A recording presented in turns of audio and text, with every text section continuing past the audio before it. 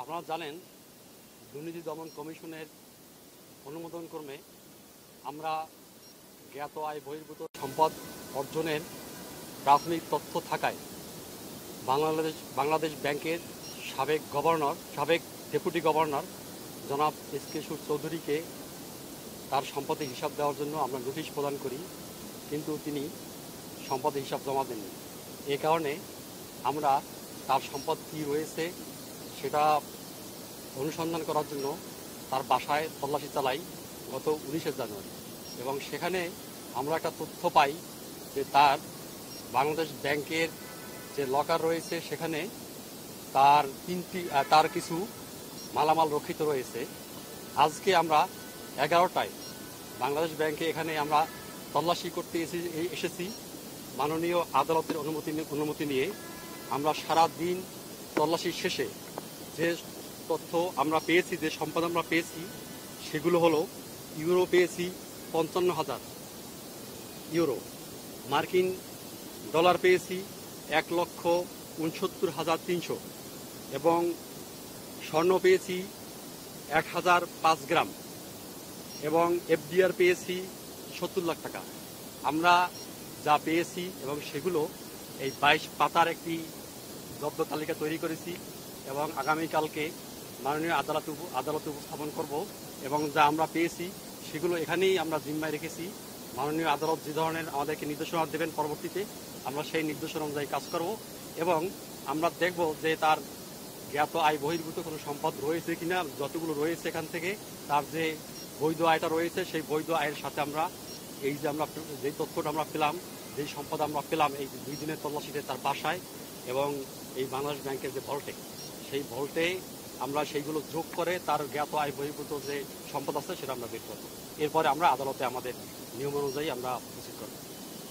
এমনি কোনো জমি দলিল বা এগুলো পাওয়া যায়নি? না, কোনো দলিল পাইনি। এখানে 3টি বক্স ছিল এবং 3টি বক্সে একটা পুরোপুরি ডলার ছিল এবং ইউরো ছিল, আরেকটিতে পুরোপুরি স্বর্ণের অলংকার ছিল এবং আরেকটিতে স্বর্ণের অলংকার এবং ইউরো ছিল।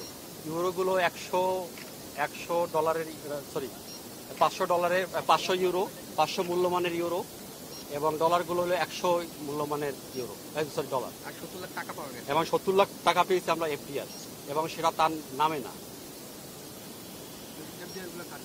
এফডিআর হলো বিভিন্ন মানুষের নামে। আমরা সেখানে অ্যাকাউন্টগুলো রয়েছে সেগুলো যাচাই করে দেখব। ধন্যবাদ। এটা তাহলে আগামীকালকে কোর্টে ওঠানো হবে নাকি? হ্যাঁ, আমরা আগামীকালকে কোর্টে দাখিল করব। মাননীয় আদালত যেভাবে নির্দেশনা দেয় সেই অনুযায়ী, এখানে যে জব্দ তালিকা অনুযায়ী যে মালামাল এখানে আমরা রেখেছি, জিম্মায় রেখেছি বাংলাদেশ ব্যাংকের, সেই আদালতের নির্দেশনা অনুযায়ী আমরা ব্যবস্থা নেব। দুদকের যে টিম তারা আমাদের মহানিরাপত্তা এলাকায় যথাযথ প্রোটোকল মেনটেন করেই তারা তাদের তল্লাশি কার্যক্রম চালিয়েছে। আমাদের সাবেক ডেপুটি গভর্নর যিনি ছিলেন এস.কে. ওনার আমাদের আসলে সেফ ডিপোজিট, যেটি লকার বলা হচ্ছে, আসলে সেফ ডিপোজিটে বাংলাদেশ ব্যাংকের কর্মকর্তারা তাদের মূল্যবান জিনিস রাখতে পারে, বিধি মোতাবেকই রাখতে পারে। সেই হিসাবে আমাদের হয়তো উনি সাবেক ডেপুটি গভর্নর উনি রেখেছিলেন, সেটি হয়তো দুদকের কোনো অনুসন্ধানে তারা তারা আদালতের নির্দেশনা মোতাবেকই এসেছেন। এবং বাংলাদেশ ব্যাংকের মহানিরাপত্তা এলাকায় আমাদের কিছু প্রোটোকল আছে, যেটি গভর্নর মহোদয়ের অনুমোদন নিয়েই সে প্রোটোকল অনুযায়ী সারাদিন আজকে তাদের সে তল্লাশি কার্যক্রমে বাংলাদেশ ব্যাংকের কর্মকর্তারা তাদেরকে সার্বিক সহযোগিতা করেছে, এবং তাদের যে সিজার লিস্টটি রয়েছে সিজার লিস্ট অনুযায়ী তাদের প্রাপ্ত আলামত আমাদের জিম্মায় আছে। আগামীকাল মহামান্য আদালতের নির্দেশেই আমরা সেই জিম্মা হয়তোবা রাষ্ট্রীয় কোষাগারে অস্থায়ীভাবে জমা রাখবো, অথবা আদালতের যে পরবর্তী নির্দেশনা আসবে সেই মোতাবেক কাজ করব। ধন্যবাদ আপনাদেরকে।